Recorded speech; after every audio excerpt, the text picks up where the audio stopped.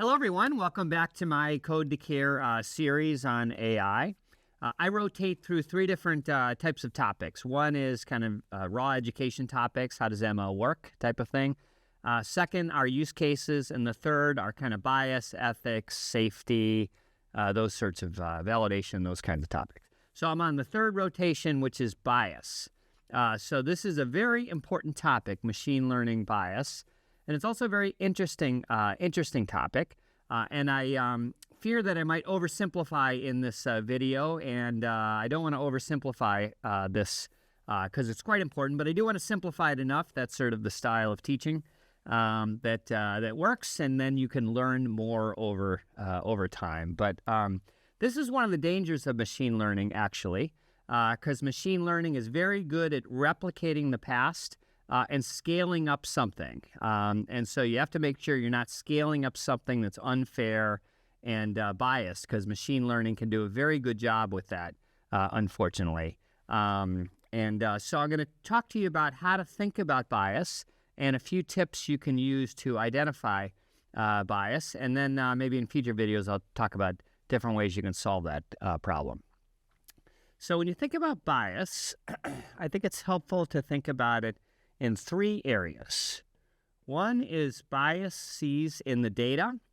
The other is in the model. And the third is the net effect as deployed. I'm sure I'll come up with a better name for that. But you take your model, you take your humans that are using the model, their work processes, the way they interpret it, and the net effect of using that model in practice is that, does that end up being biased? So I'm going to talk about each of these three areas and give you one example of it in each of the areas. So if you talk about data, the data can be biased, and one example is you have underrepresentation of underrepresented groups. So one of the famous stories of this is facial recognition algorithm that came out was 99% accurate with white men, and it dropped for women, it dropped for black men, and for black women, it actually was only 65% accurate. So there was a good New York Times article just a few years ago, actually, called Facial Recognition is Accurate If You're a White Guy.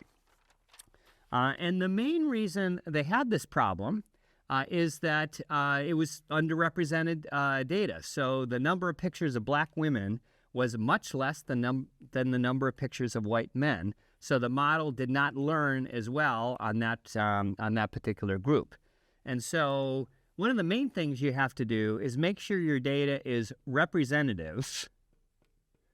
And for groups that might be smaller in the data, you might have to oversample to make sure the model is just as good at these different subpopulations. So you really need a good representative data set to make sure you don't have bias in your data. And the other thing to think about is also labeling the data. Labeling may or may not have two L's, we'll see. But in terms of labeling the data, you want to make sure the group that labels it is also well-rounded. So for instance, I'm doing a project around identifying urgency in patient portal messages to their doctor's offices. And the way urgency is expressed could be different across different groups. And so if the whole labeling group that's trying to identify urgencies is white men, let's say, they may not do a very good job for different kinds of groups that might express urgency using different language or different tone or those kinds of things. So you have to think about the whole data process, from the data that you have, how you collected it, what subsetting did you use? Did you just use this hospital in the suburbs versus all your hospitals, that sort of thing, and your labeling process, and all the way through. And it's also great to have the team be very diverse, because another problem with this example of facial recognition is it probably didn't occur to the people that were building the model, because they may have been just white guys themselves. And so they may have been testing it on pictures of themselves or of their friends or those sorts of things. So having a diverse group of people, these types of things will occur to them versus just having a very narrow type of person building your ML system. The second is the model. So the thing to think about the model is that the model will do a very good job at replicating the past. In fact, that's kind of the way it's trained, is that you give it past data, you ask it to recognize patterns, and then what it's going to do predicting going forward is replicate the past. So an example of a problem with that idea is one of our large employers in the country, I won't name them, they used an AI algorithm to analyze resumes to determine who they should hire and who should make it farther on the hiring process. And for technical talent, this algorithm was preferring men over women. And it was doing that because of the past history of bias in our society and sort of the past examples of people that had been successful at this company is using that as the training data to identify the candidates that would work well in the company. So this company has stopped using that algorithm when they identified that this was happening. But this is an example of replicating the past. So in almost every situation, or in many situations, when you look at the past, you're going to see unfair, biased behavior. And if you don't do anything, if you just take that data and feed it into an ML algorithm, that ML algorithm would do its best job to replicate the past. So you really need to think through whether that's exactly what you want or whether you want a future that's different than the past, and then think about the type of data and the type of process to train an algorithm that gives you results for the goals that you want, which is not always or is not often replicating the past. The third area is net effect as deployed. So when you have a model, it's usually used in conjunction with humans, with us people, using the model in some work process, having been trained on it, making decisions informed by the model. So that's what I mean by net effect as deployed. And sometimes that can be biased, and that can be biased by poor training, misunderstanding the model, using it for the wrong purpose, overusing it and not using your own brain in the process when there's a human supposed to be in the loop, that kind of thing. So a very famous example of this is, I'm going to call this wrong purpose, was the U.S., our largest health insurer, were using a model to determine what patients needed extra help. And by extra help, they had these high-risk disease programs or high-risk programs that they would put patients on, and they would get extra help, case managers and those sorts of things, navigating the healthcare system, staying healthy, those kinds of things. So this was a good thing that they were kind of reaching out to the higher-risk populations, offering them help. The way they identified the highest risk populations is they took the past X number of years, I forget the X, of cost data, how much each of these patients or members cost them, and they predicted their future costs for each of these members, and the ones that had higher future costs were the ones that they deemed needed extra help, and they poured these programs on these people. Well, it turned out that if you had the exact same disease, if you were a white person versus a black person, the white people had twice the chance of being put on one of these programs than the exact same sort of clinical situation African-American person. And the reason was that they used this cost data to identify help needed in the future, and there is an underutilization of the healthcare system by certain races. And there's a kind of race ethnicity difference in the way the health system is utilized. So basically they replicated that concept in the future, but used what was kind of a cost model and made it a clinical and health access model, which ended up doing more damage. So it'd be one thing if they were using past costs to just estimate future costs, like in a budgeting or a type of discussion or financial modeling, but they were using it to make healthcare access decisions, to make resourcing decisions, to do extra things for their community, but they ended up basically perpetuating that bias and sort of helping certain populations over other populations that needed the exact equivalent help.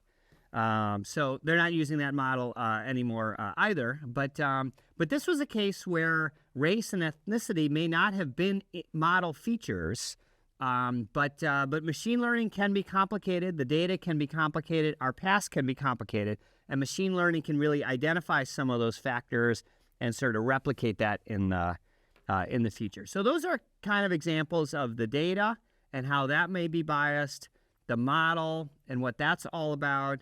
And then in this case, kind of using the model for a slightly different purpose. And the model had biased data, it had a biased model, and then they used it for a different purpose altogether and ended up creating quite a bad problem, actually. So I'll give you kind of three things to think about for any machine learning project as you move forward to try and sum up.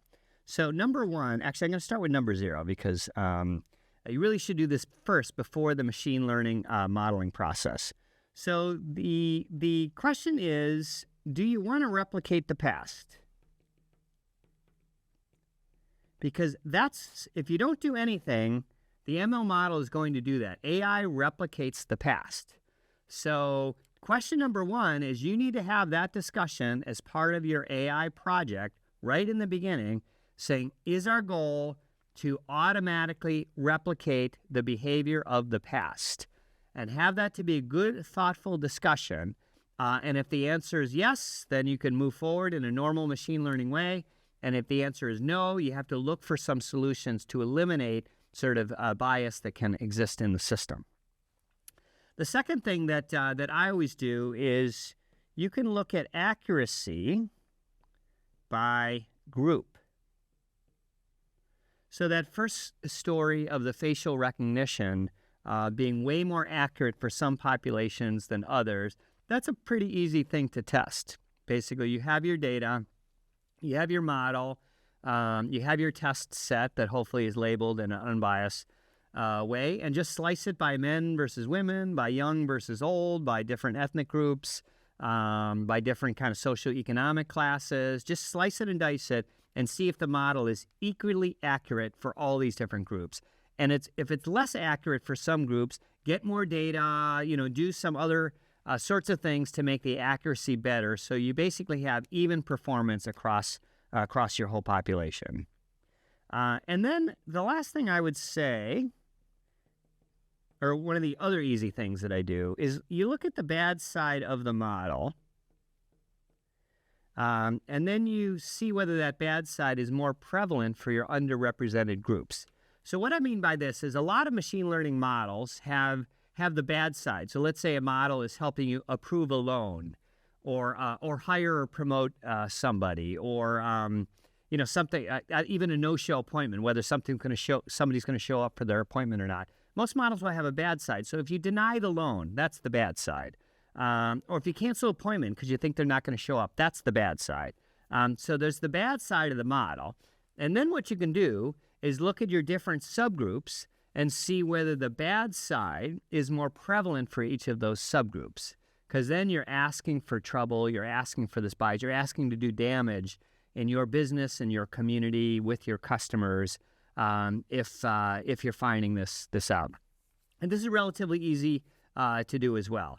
So I think these are kind of 3 easy steps that you can do with any ML project, and certainly you need to do these and more before putting a model into production.